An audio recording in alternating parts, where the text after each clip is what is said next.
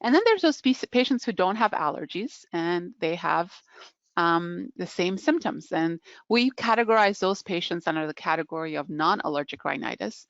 And then that non-allergic rhinitis term encompasses a large variety of different reasons why patients may have this problem.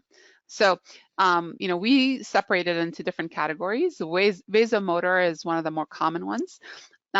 Folks who, they say, as soon as I walk into an air-conditioned room or car, my nose is running, it's dripping, I'm sneezing. Or if I walk outside or run outside in the cold and the wet wind's blowing, it makes my nose run. And yes, most of us, when we go outside in the cold, we get a little congested, but I'm talking about debilitating, like, constantly running nose, congestion, eyes tearing, looks like you're crying outside. That's not normal. Some people just have anatomical issues. They have a deviated septum, and a deviated septum not only makes it difficult for them to breathe through their nose, but when they touch their nose or they blow their nose, they get a certain contact spot, which can lead to an irritation. Kind of like what happens when you sometimes maybe hit your nose in the wrong spot, or something goes a little bit too far up your nose and it makes your nose run and you get congested in it. But that happens all the time, regardless of the trauma. And then the other thing that can happen is some people, they start eating. As soon as they start eating, their nose starts running.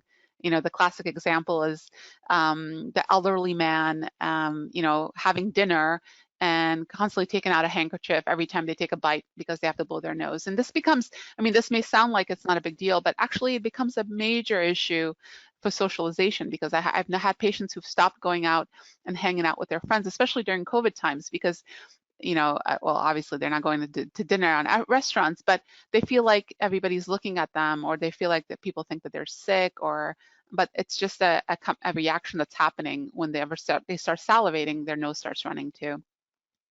Then there's nerve sensitivity that can happen with, obviously, nerve sensitivity inside the nose, but it can also be seen in some rare cases of dementia, like Alzheimer's, and in Parkinson's patients as well. It can have a runny nose that is not due to an allergy, that is not due to a cold or an infection, and it's just there all the time.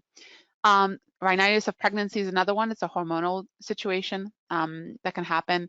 Medication related, those sprays that we tell you not to use all the time, over-the-counter nasal sprays like Afrin and Vicks, those can cause similar issues themselves.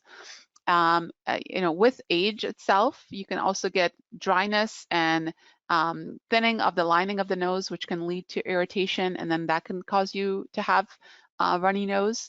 And you kind of put that into the atrophic category, but I kept the atrophic category separate because we can also see it in patients who've had injury to the inside of their nose, trauma from burns or inhaling smoke, or folks who've used drugs in their nose. They can also get damage, and then that could lead to a runny nose and congestion all the time, regardless of the fact that they don't have allergies.